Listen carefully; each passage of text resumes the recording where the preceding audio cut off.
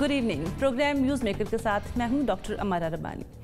कभी सेनेट के इलेक्शन में कोई बदल होता है, कभी वहाँ कोई वोट मुस्तरद हो जाता है और कभी दरख्वास्तें मुस्तरद हो जाती हैं। आज मुस्तरद होने वाली दरख्वास्त साबिक प्राइम मिनिस्टर नवाज शरीफ साहब की है, जिसको हुकूमत ने ये कह के मुस्तरद किया है कि आपको एक और पेशकश दी जाती है। अपने पासपोर्ट के रिन्यूअल के लिए उन्होंने जो दरख्वास्त दायर की, उसके जवाब में हुकूमत उनको कहती है कि आपको एक पेशकश दी जाती है कि आपके लिए हम स्पेशल डॉक्यूमेंटेशन कर देते हैं अगर आप वतन वापस आना चाहते हैं। इसके साथ साथ एक और इंटरेस्टिंग बयान आता है जो इंटीरियर मिनिस्ट्री देती है, खत लिखती है फॉरेन मिनिस्ट्री को और कहती है कि इन्हें कहिए कि आप आइए और अदालतों का सामना कीजिए, क्योंकि अदालत ने इनको इश्तिहारी करार दिया है। इस बारे में भी आज के प्रोग्राम में बात करेंगे। हमारे सामईन जो सुन रहे हैं उनको भी ये बताएंगे आज की दूसरी तरफ जो कोरोना की बात है वो बहुत इम्पॉर्टेंट है, जो तशवीशनाक सूरत हाल है वो बहुत ज़्यादा, ना सिर्फ ये कि मुल्क में उस लहर को देखा जा रहा है बल्कि मुल्क से बाहर भी जितने भी ममालिक हैं आज वैक्सीनेशंस की मद में काफ़ी तेज़ी से काम कर रहे हैं, लेकिन पाकिस्तान में जो काम चल रहा है वो बहुत स्लो है, सुस्त है, वैक्सीनेशंस बहुत कम हैं। 10,000 अब मंगवाई गई हैं, जून जुलाई में WHO से और आएंगी, लेकिन क्या 22 करोड़ अवाम के लिए काफ़ी हैं? इस बारे में भी बात करेंगे। तीसरे सेगमेंट में बात करेंगे हम चेयरमैन सेनेट इलेक्शन के ख़िलाफ़ यूसुफ रज़ा गिलानी साहब की जो दरख्वास्त है वो मुस्तरद की गई है। इसके बाद की सूरत हाल के बारे में भी बात करेंगे आज के प्रोग्राम में। हमारे साथ प्रोग्राम में शामिल है नासिर बेग चुगताई साहब, लेफ्टिनेंट जनरल अमजद शेख साहब, मोना आलम, जुनैरा अजहर और मुबशर बुखारी ने हमें ज्वाइन किया है प्रोग्राम न्यूज़ मेकर में। GNBC क्या कहते हैं इस बारे में कि नवाज शरीफ साहब का 16 फरवरी को जो मुद्दत है ख़त्म हो जाती है पासपोर्ट की, फिर वो रिन्यू कराना चाहते हैं, वो दरख्वास्त दायर करते हैं, वो मुस्तरद हो जाती है। हुकूमत एक पेशकश कर देती है उनको कि आपको हम वतन वापस आना चाहते हैं तो फिर आपको स्पेशल डॉक्यूमेंटेशन हम दे देते हैं। फिर वजारत दाखिला जो है एक ख़त लिखता है वजारत ख़ारजा को, उस ख़त में कहते हैं वापस आएँ, इनको अदालतों ने दहशतगर्द करार दिया है, सामना करें। तो वापस लाना चाहते हैं, ये क्या मसला है ये? GNBC देखिए, जो ऑफ़र किया है डॉक्यूमेंटेशन, स्पेशल डॉक्यूमेंट्स, वो तो बहुत बड़ी फ़राख दिली की बात है कि ऐसा हुआ नहीं दुनिया में कभी। लेकिन दुनिया में UNO में और दूसरे आप अदारे ले लें तो वहाँ एक डॉक्यूमेंट बनता है बेवतन लोगों का, कि जो बेवतन लोग होते हैं उनको वो डॉक्यूमेंट देते हैं दुनिया भर में सफ़र करने का। तो वो डॉक्यूमेंट जो है वो बन सकता है। पाकिस्तानी गवर्नमेंट ने वो उसी डॉक्यूमेंट की बात की है। लेकिन मेरा ख्याल आज भी वो ये जो पहले था, पहले भी मैं ये कहता था कि ना नवाज शरीफ आना चाहते हैं ना हुकूमत उनको लाना चाहती है। दोनों के अपने अपने मसाइल हैं। नवाज शरीफ यहाँ आएंगे तो जेल चले जाएंगे और हुकूमत उनको जेल में रखना नहीं चाहती, क्योंकि अगर वो जेल में रखेंगे तो उनके लिए और रोज़ाना एक नई खबर, नया मसला, नया झगड़ा, दिल का दौरा, फिर बीमारी वगैरह वगैरह वो होता रहेगा। तो जैसा चल रहा है स्टेटस को वैसे ही चलने दें। मेरा हुकूमत का मेरा ख्याल है, ये ख्याल है, और उनका ख्याल है मैं वापस नहीं जाऊंगा, क्योंकि वो कह चुकी हैं मरियम कि उनकी जान को ख़तरा है, मैं उन्हें कातिलों के हवाले नहीं करूंगी। अब ये बहुत बड़ा स्टेटमेंट है मरियम का कि कौन कातिल हैं, किसने किसे कत्ल किया, किसने किसको फांसी पे लटकाया, किसने किसकी जान निकाली, वो सबको पता है इस बारे में। लेकिन ये कि जो हालात हैं उनके मुताबिक मुझे नहीं लगता कि आने वाले मौसम गर्मा में, आने वाली सर्दियों में जनाब नवाज शरीफ साहब वापस आएंगे। वापस ना आने की दोनों वजह है कि दोनों पार्टी नहीं चाहती। ठीक हो गया। जनरल साहब, वापस आएंगे या नहीं आएंगे, हुकूमत क्या चाहती है? क्योंकि जो पेशकश की गई है वो तो वापस लाने के लिए की गई है। बिस्मिल्लाहिर्रहमानिर्रहीम। देखिए, हुकूमत NBC कह रहे हैं कि नहीं चाहती। मैं ये सोचता हूं कि अगर चाहती भी हो तो वो ला नहीं सकती। पिछले दिनों बरतानवी जो उनके वजारत दाखिला है उनका बयान था कि मियाँ साहब का स्टे जो वहां पे है वो कानूनी है, यानी वो स्टे कर सकते हैं बावजूद इसके कि उनके पास पासपोर्ट नहीं। सो बरतानवी कानून के तहत अगर उनका कोई मसला वहां पे नहीं है और उनको कोई वहां पे निकालने के लिए तैयार नहीं है तो मियाँ साहब तो आना नहीं चाहते, वो वहां बैठे। मुझे ये लगता है कि हुकूमत पाकिस्तान इस मामले में बिल्कुल बेबस है, वो लाना भी चाहे तो नहीं ला सकती। लिहाजा बाकी सारी जितनी एक्टिविटी आपको नजर आती है, आप देखते हैं ये डेमोन्स्ट्रेटिव है।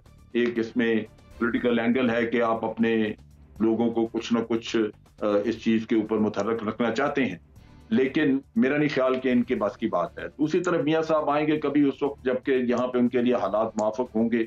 आज वो आके जेल नहीं जाना चाहेंगे। अगर जेल में रहना होता उन्होंने तो फिर जाने की कोई जरूरत नहीं थी। और ये जो जितने भी रिगमा रोल किया गया, ये जितना प्लेटलेट्स वगैरह का किस्सा ड्रामा रचाया गया, वो सारा किया इसी वजह से था कि यहाँ जेल में रहना पसंद नहीं। बाकी जो मरियम कहती हैं कि उनकी जान को खतरा वतरा, वो मेरा ख्याल है ये भी एक सियासी बयान है। चूंकि वो आना नहीं चाहते तो उसके लिए कोई कवर स्टोरी तो चाहिए, लिहाजा ये कवर स्टोरी है। तो फैक्ट यही है कि मियां साहब वहीं रहेंगे और हुकूमत इस तरह की एक्टिविटी आपको भाग दौड़ करती नजर आएगी जो कि नुमाइशी हो। अच्छा मोना, हुकूमत भाग दौड़ करती नजर आएगी, वो आना नहीं चाहते हैं, हुकूमत लाना नहीं चाहती है, तो फिर होना क्या है? होना वही है जो अभी भी हो रहा है और मुझे नहीं लगता है इसमें कोई फर्क पड़ेगा।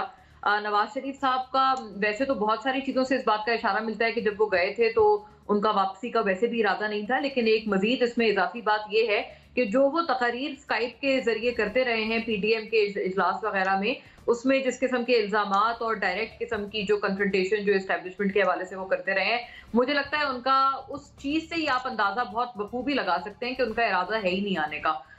तो इस चीज को मुझे लगता है बिल्कुल ही हमें रूल आउट करना चाहिए कि वो कहीं पर भी वापस आएंगे। अलबत्ता बात यह है कि जरदारी साहब का तस्करा हुआ था, जरदारी साहब ने कहा कि वो वापस आए तो हम इस्तीफे देंगे। मुझे लगता है जरदारी साहब नहीं, उनको वापस आना चाहिए अगर वो अपनी जमात को यकजा रखना चाहते हैं और अगर वो अपनी किसी भी तरह से कोई भी पॉलिटिकल अपनी जो एक जिंदगी है वो पाकिस्तान में अगर अपनी जो एक अपना सिंबलिज्म है उस चीज को अगर वो बरकरार रखना चाहते हैं तो उनकी वापसी इसलिए जरूरी है, जरदारी साहब के लिए जरूरी नहीं है। क्योंकि मरियम नवाज साहिबा, I am very sorry to say, लेकिन वो बिल्कुल भी उनको रिप्रेजेंट ना यहाँ कर पाई हैं, ना उनकी कोई अक्कासी कर पाई हैं। वो आज एक बात करती हैं, कल वो दूसरी बात करती हैं, परसों फिर कोई और बात करती हैं। तो मुझे लगता है वो एक सिंबलिज्म अपना खो रहे हैं अगर वो वापस नहीं आते। सीधी सीधी ये बात है, क्योंकि वहां से बैठे बैठे मैं नहीं समझती कि वो किसी भी किस्म की मूवमेंट को चला सकते हैं। हाँ, लेकिन वो आएंगे नहीं। उनकी तकारीर इस बात का सबसे बड़ा सबूत है और इस बात की सबसे बड़ी वो गवाही उनकी अपनी तकारीर देती है। एक और बात जैसे मरियम की हुई कि मरियम साहिबा ने कहा कि वो इसलिए नहीं आएंगे क्योंकि उनकी जान को खतरा है, ये उनकी अपनी बात में यही एक और बहुत बड़ा तजाद है। क्योंकि इससे पहले तो उनकी पूरी जमात इस बात को डिफेंड करती आई है कि वो क्योंकि बहुत डिपेंड करता है सिचुएशंस पे, लेकिन हुकूमत चाहती है या नहीं उनको लाना। देखिए, मैं बिल्कुल अग्री करती हूँ जनरल साहब से इस बात पे कि हुकूमत चाहे भी तो उनको नहीं ला सकती है। बरतानिया किसी भी मूड में नहीं है उनको वापस भेजने के। अगर वो जो MQM लंदन के सरबराह हैं वो कत्ल के इल्जामात के बावजूद भी और ऑलमोस्ट प्रूव होने के बावजूद भी अगर उनको वापस नहीं हम ला पाए हैं तो फिर नवाज शरीफ साहब तो आई एम सॉरी कि उनके तो इतने बड़े गुनाह नहीं है उनके कंपैरिजन में, उनके ऊपर तो फाइनेंशियल एलिगेशंस है, तो मुझे नहीं लगता उनको लाया जा सकता है। लेकिन सिर्फ मैं इतना इजाफा कर रही हूँ कि मरियम साहिबा खुद और उनकी पूरी जमात ये पहले ये साबित करने पर तुले हुए थे कि हाँ वो आपको पिज्जा पार्लर में नजर तो आ गए, हाँ वो आपको चहलकदमी करते हुए नजर आ गए, लेकिन वो बहुत बीमार है। अब वो ये बात कर रहे हैं नहीं वो इसलिए नहीं आ रहे कि वो बीमारी का उन्होंने कोई तस्करे नहीं किया, अब वो ये कह रही है नहीं वो इसलिए नहीं आ रहे क्योंकि उनकी जान को खतरा है। तो ये तो फिर उनकी बात में एक बहुत बड़ा तजाद है जो सामने आया है। अलबत्ता ये कि स्टेटस को एग्जिस्ट करेगा। बुखारी साहब, पहले तो बहुत सी पार्टियों ने मशरूत कर दिया कि हम इस्तीफे तब देंगे जब वो वापस आएंगे। अब वो एक प्रोसेस से गुजर रहे हैं, उनको रिन्यूअल के लिए कुछ ना कुछ चाहिए, मदद चाहिए, जो भी कह लें दरख्वास्त आई है उनकी। तो अब आपको क्या लगता है हुकूमत के पास कोई ऐसा है पैंतरा कि वो बुला सके? वाकई हुकूमत चाहती है बुलाना? जी देखिए, मैं बिल्कुल पहला फिक्रा ही मेरा यह है कि हुकूमत नहीं चाहती। हमारा यहीं पे प्रोग्राम हुआ था कुछ माह पहले जब इमरान खान साहब ने एक बड़ी पुरजोश तकरीर की थी कि मुझे इंग्लैंड जाना पड़े और मुझे वहाँ के प्राइम मिनिस्टर से ज़ाती तौर पे रिक्वेस्ट करनी पड़ी नवाज शरीफ की वापसी के लिए, तो मैं करूँगा। लेकिन नतीजा क्या निकला? सिर्फ एक ख़त लिखा गया और उसके बाद कुछ नहीं। चूँकि हुकूमत को भी इदराक है कि बरतानवी गवर्नमेंट जो है वो बड़ा कीनली देखती है हमारे पॉलिटिकल अफेयर्स को और पॉलिटिकली मोटिवेटेड केसेस के हवाले से वो बड़े सेंसिटिव हैं। मोहतरमा बेनज़ीर भुट्टो शहीद के हवाले से भी ये हुआ, मुशर्रफ दौर में उनके रेड वारंट निकाले गए थे लेकिन उस पर कोई अमल दरामद नहीं हुआ। जहाँ तक बात रही हुकूमत की संजीदगी की, वो आपके सामने ही है और हुकूमत के जो फ़िलासफ़र किंग्स हैं उनको इस बात का भरपूर इदराक है कि नवाज शरीफ अगर वापस आते हैं और खुदा न खास्ता उन्हें तिब्बी बुनियादों पे कुछ हो जाता है तब भी, और मतलब वो एक हुकूमत के लिए ख़तरा होंगे, लेकिन उनकी प्रेजेंस अदरवाइज़ आवाम की मोटिवेशन का पंजाब में कम अज़ कम वो बाइस ज़रूर बनती है। तो वो ये ख़तरा मोल ही नहीं लेना चाहते। ये जितना कुछ हो रहा है ये एक लिप सर्विस कर रही है गवर्नमेंट, क्योंकि इनके बस की बात नहीं है। आपको याद होगा परवेज़ मुशर्रफ के दौर में भी जब नवाज शरीफ सऊदीया से इंग्लैंड जाना चाहते थे, उस वक्त भी यही स्टैंस लिया गया था, जी हम पासपोर्ट नहीं देंगे और हम वो सफरी दस्तावेज़ात नहीं देंगे, लेकिन एंड पे उन्हें एक स्पेशल सफरी दस्तावेज़ दी गई जिसके बाद वो इंग्लैंड मूव किए। नासिर भाई ने कहा बिल्कुल वो जो डिस्प्लेस्ड पर्सन का स्टेटस होता है या जिनको पॉलिटिकल असाइलम मिला होता है, फिर अक़वाम मुत्तहिदा अपना काम करती है। और ये भी मैं अर्ज़ कर दूं, नवाज शरीफ मैं प्रेडिक्ट कर दूं, मतलब मेरा गट फीलिंग ये है कि नवाज शरीफ उसी वक्त दो सूरतों में वापस आएंगे।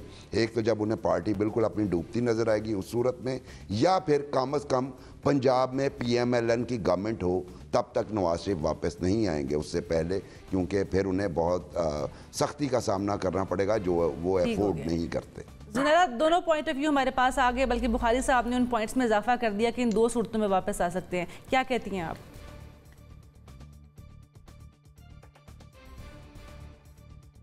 वापस तो वो बिल्कुल नहीं आना चाहते, बिकॉज़ उनको आदत है कि या वो गवर्नमेंट में हों या वो मुल्क से बाहर हों। बीच का सिनेरियो कभी नवाज शरीफ ने अपने लिए कबूल ही नहीं किया। मरियम ने ये किया है कि जो चीज़ शायद 5 साल में होनी थी, जो उनके लिए ज़मीन तंग पॉलिटिकल 5 साल में होनी थी, वो उन्होंने 2 साल में कर दिया है। बिकॉज़ जिस तरह का हॉस्टाइल बिहेवियर वो शो कर रही हैं, उसके लिए सिवाय ब्लैकमेलिंग के कोई और वर्ड्स अप्रोप्रिएट मुझे तो नहीं मिल रहे। कि आपने चाहे आपने नैब जाना हो, आपने अदालत में रेफरेंस दायर करना हो, हर मामले में उनको हर वो चीज़ अच्छी लगती है जो उनको सपोर्ट करती है। रेस्ट हर चीज़ के लिए उन्होंने अपनी एक ब्रिगेड बनाई हुई है। ये नवाज शरीफ की गवर्नमेंट में ही उनका जो एक सोशल मीडिया सेल था, ये वही लोग हैं कि ना आप सुप्रीम कोर्ट को छोड़ें, चाहे फिज़िकली हमला करना पड़े, चाहे आपको डिजिटल मीडिया के ज़रिए हमला करना पड़े, हर उस चीज़ पे हमला करें जो आपके ख़िलाफ़ है। तो ये उन्होंने जो काम शायद 10 साल में होना था, 5 साल में होना था, वो मरियम ने बहुत जल्दी कर दिया है। और शायद उसका इदराक नवाज शरीफ को हो रहा हो, क्योंकि उसका फ़ायदा किसको जाएगा? उसका फ़ायदा उन ब्लॉक्स को जाएगा विद इन मुस्लिम लीग नून, जो कि चाहते हैं कि मरियम के हाथ में मुस्लिम लीग नून नहीं जानी चाहिए। दूसरा ये कि एज़ लॉन्ग एज़ कोई कानून वायलेट नहीं किया नवाज शरीफ ने इंग्लैंड में रहते हुए, उनको वहाँ रहने में कोई प्रॉब्लम नहीं है। उनके दोनों बेटे वहाँ के सिटीजन्स हैं और UK is always very happy to host any political people उन मुल्कों के जहाँ से उनको कोई फ़ायदा चाहिए होता है। तो वो तो ज़मीन खुली है, मनी लॉन्ड्रिंग के लिए भी खुली है, वो पॉलिटिकल असाइलम्स के लिए भी खुली है। वो बड़ी वायबल जगह है, बड़ी सही जगह जाके बैठे हैं नवाज शरीफ। और तीसरी चीज़ ये कि गवर्नमेंट को शायद, क्योंकि डिलीवर तो गवर्नमेंट कर नहीं पा रही है, फेस सेविंग के लिए रोज़ एक नया किस्सा मरियम की शक्ल में और नवाज शरीफ की शक्ल में चाहिए होता है, जिसको वो TV पे चलाए जाएं, जिसको वो सेल किए जाएं, जिस पे बयानात दिए जाएं, क्योंकि अदरवाइज़ तो उनसे डिलीवर किया नहीं जा रहा। So it's a good scenario for both of the parties. Nawaz Sharif आना नहीं चाहते, उन्होंने सिर्फ लिप सर्विस दी है ये कि अच्छा ठीक है, जरदारी ने कहा था, मैंने तो कह दिया मुझे पासपोर्ट दें, गवर्नमेंट मुझे आने नहीं दे रही, तो थोड़ी सी फेस सेविंग भी हो जाएगी पार्टी के सामने। और शायद एक प्रेशर बिल्ट हो जाए गवर्नमेंट पे कि भाई नवाज शरीफ आना चाहते हैं। और PTI, आई एम सॉरी, इतनी इनकी टांगें कांपना शुरू हो जाती हैं, जैसे ही कुछ भी ऑपोजिशन करती है तो ये फ़ौरन रिएक्ट करना शुरू कर देते हैं। लेकिन वैसे इस सिनेरियो में कोई चेंज आए, आई डोंट थिंक सो। ठीक हो गया, बिल्कुल सही बात है कि ये जो ज़ुनैरा का कहना है कि जिस तरह से ये जो सिचुएशन है और जो एक्सट्रेडिशन ट्रीटीज़ हैं UK के साथ, उसमें लगता नहीं है ऐसा कुछ। जी बुखारी साहब, कुछ कहना चाहते हैं आप? मैं बड़ा अच्छा फ़िक्रा ज़ुनैरा ने कहा, अज़राह तफन्नुन मैं उसमें इजाफ़ा करूँगा। ज़ुनैरा ने फरमाया कि नवाज शरीफ या बाहर जाते हैं या हुकूमत में आते हैं। इसके बरक्स हम आसिफ जरदारी साहब की मिसाल ले लेते हैं, या वो जेल जाते हैं या हुकूमत में आते हैं। तो अब देखिए किसका कुर्रा निकलता है फ्यूचर में। जी, जिसका कुर्रा निकलेगा उसकी शायद बारी आएगी। एक ब्रेक की तरफ हम जाएंगे और प्रोग्राम की बकिया ऐसे की जाने प्लस ए स्मॉल ब्रेक।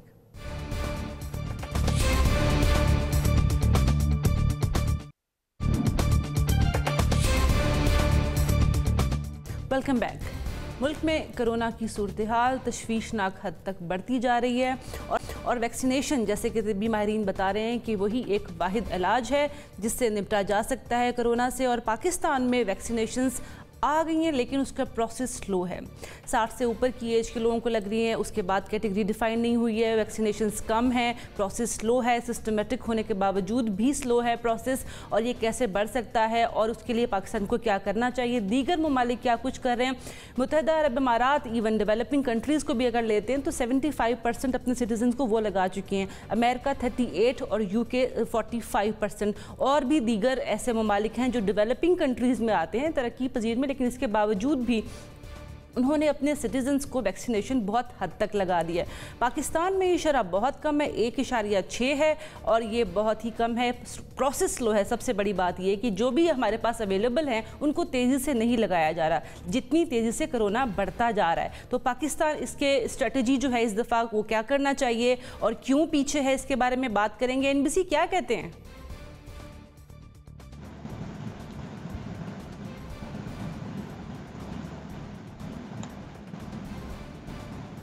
जी, लाइन हमारी डिस्कनेक्ट होगी। NBC के साथ जुनैरा से बात करेंगे। जुनैरा, आपको मेरी आवाज़ आ रही है? जी, आई कैन हियर यू। जी जुनैरा, पाकिस्तान क्यों पीछे है? डेवलपिंग कंट्रीज ही की हम मिसाल ले लेते हैं, हम अभी डेवलप्ड कंट्रीज की मिसाल नहीं लेते हैं, तो तब भी पाकिस्तान क्यों पीछे है? वैक्सीनेशंस क्यों कम है? प्रोसेस क्यों स्लो है?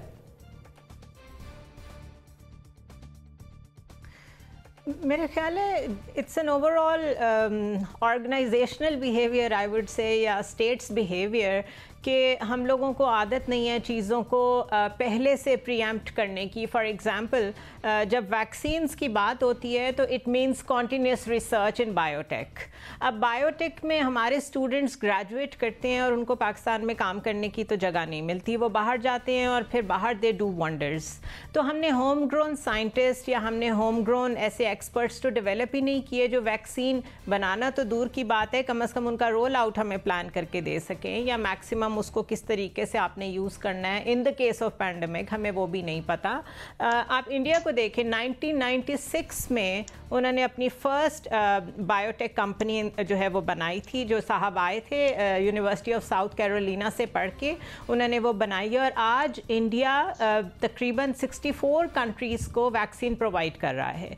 3 मंथ्स बैक कोरोना जब फैला हुआ था, उन्होंने सारी दुनिया के डिप्लोमेट्स को इनवाइट किया, उनको वहाँ लेके गए वो, और उन्होंने दिखाया कि हमारी मैन्युफैक्चरिंग स्टैंडर्ड्स क्या हैं। और वो मुल्क सारे के सारे 64 कंट्रीज़ वो परचेज़ कर रहे हैं इंडिया से। तो हमने क्या किया है? हमने तो सिर्फ ये कहा है कि हमारा स्मार्ट लॉकडाउन बहुत ज़बरदस्त था, हमने तारीफ़ कर दी। वी आर लीस्ट बॉदर्ड कि प्रैक्टिकली ग्राउंड्स पे हम क्या कर रहे हैं। 10,000 डोजेज़ या 10 लाख डोजेज़, इतनी सारी हमारी जो आबादी है उसको तो ऊँट के मुँह में ज़ीरा कहना चाहिए। तो आई डोंट नो कि किस तरीके से हम काम कर रहे हैं। पर्सनल बिजनेसेस जिन लोगों के बायोटेक में और फार्मास्यूटिकल में है, वो तो ग्रो कर रहे हैं डे एंड नाइट, वो इतना मुनाफा कमा रहे हैं जिसकी कोई हद नहीं। But when it comes to public health, जो कि फर्स्ट कंसर्न होना चाहिए किसी भी गवर्नमेंट का, वहाँ पे ज़ीरो है। तो आई डोंट नो कि वैक्सीन में अभी तक हम इसको वैसे ही ले रहे हैं जैसे जिस तरह हम जस्टिस डिपार्टमेंट को लेते हैं कि नहीं मिलता इंसाफ, किसी को ना मिले, जिस तरह हम पुलिस रिफॉर्म्स की तरफ नहीं जा रहे। ये तो बड़ी क्रिटिकल सिचुएशन थी। I expected better from the what ever government, चाहे इनकी गवर्नमेंट होती या कोई भी होती। So hopeless, it's hopeless. General साहब बहुत शुक्रिया। जुनैरा, जनरल साहब, पाकिस्तान की जो ज़मीन है वो बड़ी फर्टाइल है, वहाँ पे कोई भी जहन जो है वो बहुत अच्छे से चीज़ें तश्कील करता है। माइक्रोसॉफ्ट ने ही पाकिस्तान ने बड़ा काम किया, लेकिन बच्चे बाहर जाके फिर वो जो हैरानकुन चीज़ें हैं वो सामने लेके आते हैं। तो पाकिस्तान क्यों पीछे है? इसकी बेसिक रीज़न में एक तो जुनैरा ये वजह भी बता रही हैं, आपको क्या लगता है? देखिए, मेरा अपना ख्याल है कि ये प्लानिंग इस तरह नहीं की गई, और ये क्राइसिस है पूरी दुनिया में जहां पे डिमांड बहुत ज्यादा है, और आप बाहर से मैन्युफैक्चर्ड अगर आप वैक्सीन लेंगे तो वो नेचुरली आपको लंबी तारीखें मिलेंगी। ये तो पहले से सोचना चाहिए था कि ये किस्सा आ रहा है, और चाइना के साथ हमारी ऐसी अंडरस्टैंडिंग थी कि हम उनसे मैन्युफैक्चरिंग कैपेबिलिटी वगैरह ले लेते। वो बेशक आज से महीना 2 महीने बाद जाके कहीं हमारी वो तैयार होती या हमें सप्लाई तो उससे मिलती, लेकिन कम से कम उसका कंट्रोल हमारे पास होता कि हमारे मुल्क में मिल रही है और आप उसको प्लान कर सकते। अब तो हम दूसरों के रहमो करम पे पड़े हुए हैं कि वो कब देते हैं क्या। और फिर ये है कि मार्केट में मुंह मांगी कीमतें भी मांगी जा रही हैं। उससे नेचुरली आप बार बार अपनी किटी भी देखते हैं कि आप कितना खर्चा उठा सकेंगे। आपके लोग अगर प्राइवेट वो वैक्सीन लें प्राइवेटली तो उनकी जेबों पे कितना बोझ पड़ना चाहिए। तो ये बिला वजह एक बहुत बड़ा इशू बन चुका है। जबकि चाइना के साथ मिलकर उन्होंने ट्रायल भी जो उनकी स्टेजेस के थर्ड फेज के ट्रायल थे उन्होंने पाकिस्तान में किए थे और उसी वक्त हमें उनसे मिलके ये काम करना चाहिए। तो मेरा ख्याल है चाइना के साथ अगर बात करते तो शायद ये चीज हो भी जाती और अब भी मेरा ख्याल है करना चाहिए, क्योंकि ये वैक्सीनेशन तो लंबा काम है। अगर यहाँ फैसिलिटी खुद अपने हाथ में होगी तो हम मेरा ख्याल अपनी लोकल जरूरत पूरी कर सकेंगे, वरना बाहर से मंगवाना दुनिया पूरी भागदौड़ कर रही है, मुश्किल होगा आपके। ठीक है। एनबीसी क्या कभी बिल्ली दरख्त पे चढ़ना सिखाती है? चाइना से हम कहें मैन्युफैक्चरिंग कैपेबिलिटी दे दे तो हमें देगी? नहीं जी, जेफ थंडर आपके सामने है। बिल्ली ने आपको आसमान पर चढ़ना सिखाया है, दरख्त पे नहीं खाली। खैर ये अलग बात है, लेकिन मैं इस हम लोग बहुत सादा लोग हैं जो बैठे हैं यहाँ पर, हर बात पे यकीन कर लेते हैं। हमने बहुत पहले बात की थी, गालिबन 1 साल पहले, ज़नारा को भी याद होगा, मुबशर साहब को भी याद, जनरल साहब को भी याद होगा, मोना शायद उस वक्त नहीं थी, कि हम हर्ड इम्यूनिटी पर जा रहे हैं। हमारी पॉलिसी बेसिकली हर्ड इम्यूनिटी थी कि खुद बीमार होंगे लथपथ बुखार में, खुद ठीक हो जाएंगे और खुद एंटीबॉडीज बन जाएंगी। ये हमारी फ़िलासफ़ी थी जिसकी बार बार तरदीद की गई। अभी इंडिया का एक चैनल है CNN 18, उसने पूरी रिपोर्ट दी इस बारे में कि पाकिस्तान की पॉलिसी क्या है। और क्योंकि जिस तरह हमने इंतज़ार किया खैराती वैक्सीन का, वो बहुत तकलीफ़ दे रहा हमारे लिए कि हमने ऑर्डर ही नहीं दिया। हमको ये ऑर्डर, चले इंडिया बहुत आगे हमसे वैक्सीन में भी, उनके यहाँ फैक्ट्रियाँ हैं, उनके यहाँ बहुत ज़बरदस्त लोग हैं उनके यहाँ। हम अगर पसमानदा थे तो हमें 1 साल पहले कम से कम ऑर्डर तो प्लेस कर देना चाहिए था। लोगों ने वैक्सीन का फार्मूला आने से पहले ऑर्डर दे दिया था, जिनको मिल गया है। अच्छा, बाकी को साउथ एशिया में सार्क में इंडिया ने बांटा है और उसमें नेपाल इस पर टॉप पर है और पाकिस्तान बिल्कुल नीचे है। आपने बताया 1% और नेपाल 5.6 पर है। तो अंदाज़ा लगा लें, बांग्लादेश हमारी आबादी तकरीबन बराबर है, बांग्लादेश तक 3.5 पर है। तो हम क्या कर रहे हैं, इंडिया वाले क्या कर रहे हैं, बांग्लादेश वाले क्या कर रहे हैं। तो मेरा अपना ज़ाती ख्याल ये है कि ये जिस तरह जून में हमें एक, फिक्र ना करें बिल्कुल, जून में 1 करोड़ 20 लाख टीके मिल जाएंगे हमको वर्ल्ड बैंक से, एक खैराती प्रोग्राम के तहत वो मिल जाएंगे हमको। 10 लाख हम ख़रीद रहे हैं। बाकी प्राइवेट कंपनियां ला रही थी तो जो 400 रुपए की थी, 400 पाकिस्तानी रुपए की, वो आप 8000 में बेच रहे थे हमको। उस पर भी उनको इतराज़ हो गया, उन्होंने कहा जो वापस ले जाते हैं तो उनसे कहें वापस ले जाएं और आप भी वापस चले जाएं, क्योंकि आप तो सिर्फ कारोबार कर रहे हैं हमारे साथ। आपने कोई इनोवेशन नहीं की, कोई वैक्सीन तैयार नहीं की, आप मंगाते हैं, आप बेचते हैं, और जितनी इम्पोर्टेड दवाएं महंगी हैं उनका आपको अंदाजा ही नहीं है। बिल्कुल। तो ये वैक्सीन भी महंगी करेंगे और ये लोगों की, अगर वैक्सीन ठीक हो गया फिर वो रह जाएगा। और देहात में क्या होगा ये तो सोचें आप। ठीक हो गया। मोना, 20 लाख आ रही हैं और 10 लाख आ रही हैं, 22 करोड़ की आबादी है, क्या देखती हैं आप? हाँ बिल्कुल, कोई शक नहीं। देखें, इंडिया ने बहुत अच्छा काम किया है, तो इस बात को सबने एक्नॉलेज किया है, मुझे लगता है राइटली सो। उनके फार्मास्यूटिकल सेक्टर ने बहुत बेहतरीन काम किया है कि वो पूरी दुनिया को अब वैक्सीन इस वक्त दे रहे हैं। हत्ता ये कि वहां पर अब इस लेवल की रिजेंटमेंट आ रही है कि वो कह रहे हैं कि लोकल पॉपुलेशन को आप पहले प्रेफरेंस दें, उनकी हुकूमत बाहर भेजने, आप फिर बाद में आप उसको प्रेफरेंस दें।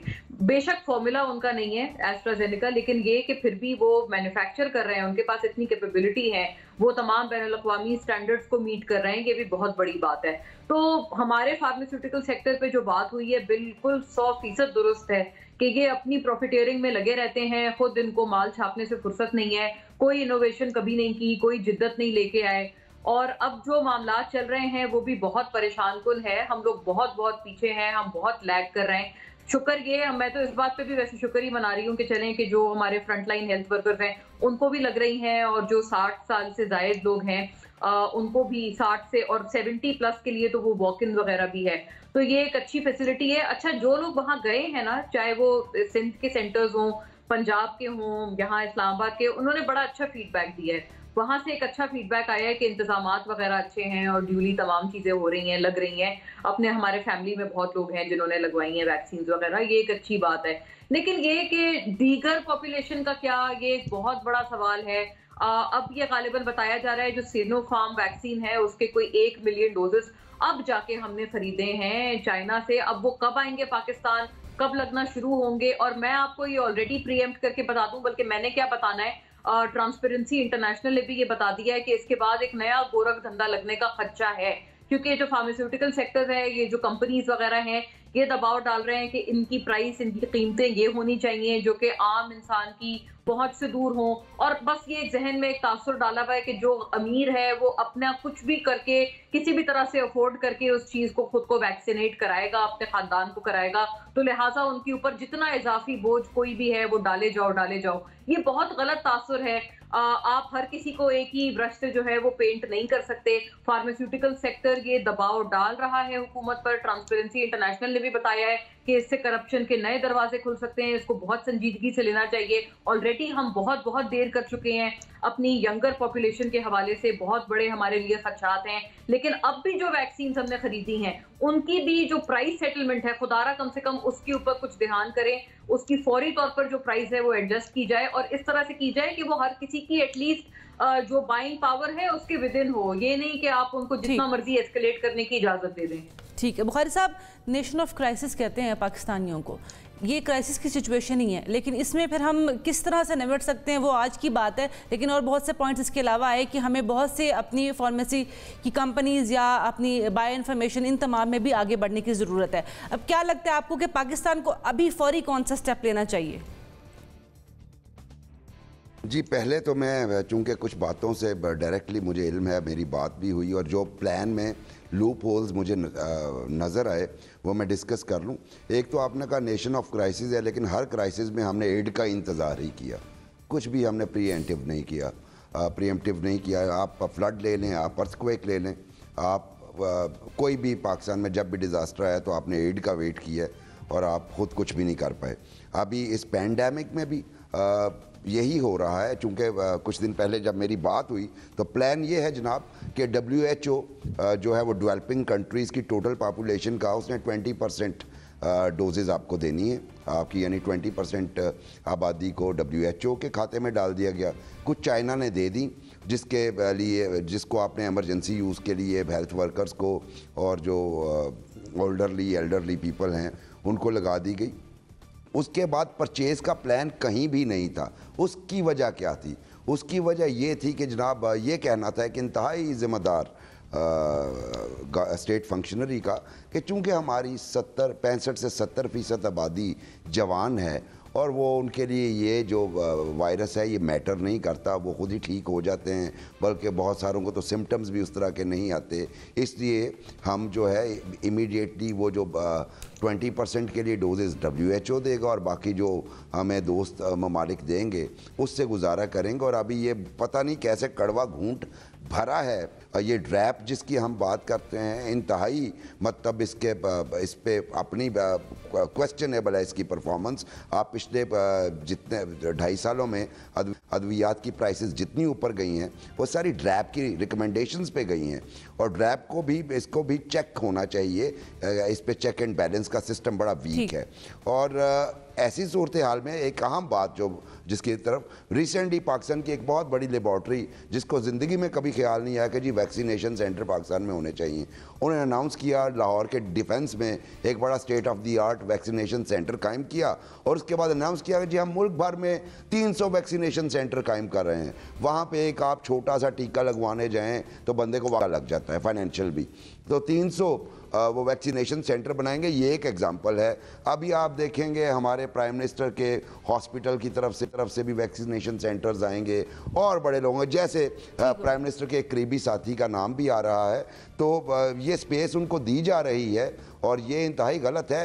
हेल्थ सेक्टर को हमेशा, हेल्थ और एजुकेशन को हमेशा अच्छी स्टेट्स प्रायोरिटी पे रखती हैं। अनफॉर्चुनेटली हमने इसको भी एड पे डिपेंडेंट किया हुआ है। NBC आप कोई पॉइंट ऐड करना चाहते हैं?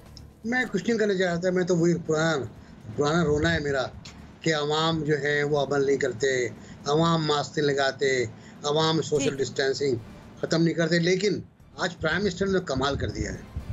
आज प्राइम मिनिस्टर ने जो इजलास किया है वो तो वाकई बड़ा मज़ा आ गया देखकर कि क्वारंटाइन कोई चीज़ ही नहीं है, पर जबकि SOPs में लिखा हुआ है कि जो कोरोना का मरीज़ कोरोना का क्वारंटाइन तोड़े उसको सज़ा मिलनी चाहिए। अब तय कर लें क्या हो रहा है, अवाम पे क्या इसका असर पड़ेगा। ठीक हो गया। एक ब्रेक के बाद वापस आएंगे प्रोग्राम के बीच जाने।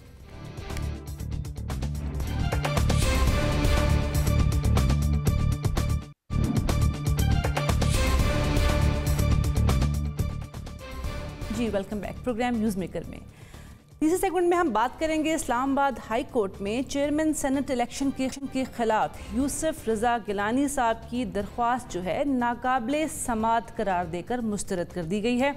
नाकाबिले समाअत करार दी गई क्योंकि कोर्ट का ये कहना है कि आइन अदालत को पार्लियामान की कार्रवाई पे किसी भी किस्म की ऑब्जर्वेशन की इजाज़त नहीं देता है। चीफ जस्टिस साहब अतहर मिनुल्लाह साहब ये भी कहते हैं कि अक्सरियत है तो अदम एतमाद ले आएँ और चेयरमैन सेनेट बन जाएं।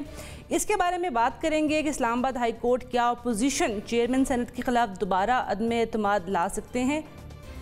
जी मोना क्या कहती हैं, ला सकते हैं? ये तो अभी कोर्ट ने भी कह दिया है कि हमारी जुरिस्डिक्शन में नहीं आता ये कि हम किसी भी किस्म की पार्लियामानी जो कार्रवाई है उसके बारे में कोई भी ऑब्जर्वेशन दें। तो आपको क्या लगता है कि दोबारा अदम एतमाद लाएगा अब चेयरमैन सेनेट के खिलाफ?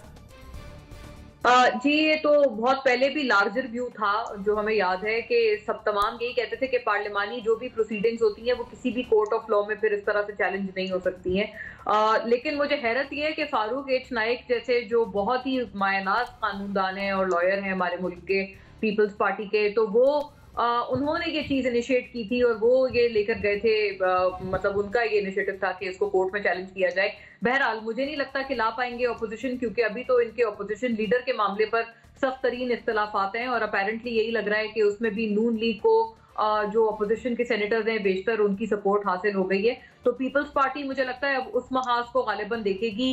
चेयरमैन सेनेट मुझे लगता है वो भी एक समझ रहे हैं कि बात की एक लॉस्ट कॉज है, क्योंकि अब तो जो यकजहती की बात है वो मुझे लगता है वो किस्सा बहुत पुराना हो गया है PDM के हवाले से, और जो अब तलखियां पड़ी हैं गालिबन वो अब कभी आने वाले दिनों में तो मैं नहीं देखती कि वो कभी खत्म हो पाएंगी नून लीग और पीपल्स पार्टी के दरमियान।